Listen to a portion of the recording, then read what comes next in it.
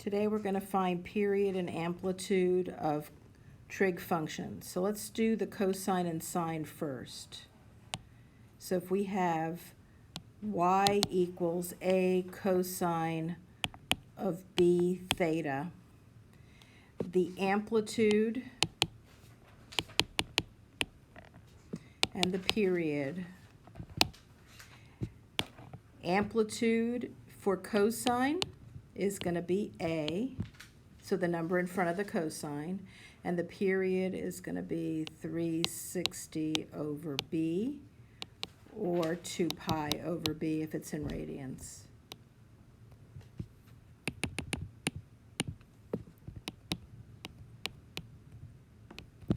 For sine, it's going to be the same. Amplitude is a, period is 360 over b, or 2 pi over b. Cosecant and secant. There is no amplitude. And the period is also going to be 360 over b, or 2 pi over b for both of those.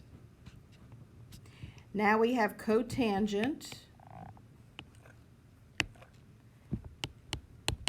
and tangent. There's still no amplitude, but the period is going to be 180 over b, or pi over b. Now the reason there's no amplitude on these four trig functions is when you think about it, they go on forever. These go all the way up, these u's, remember the u ones? And the ones that are like the tangent, their s's like this, they keep going up and down. So they don't have a place where they end and they come back in the other direction, okay? But remember that the period is different for cotangent and tangent.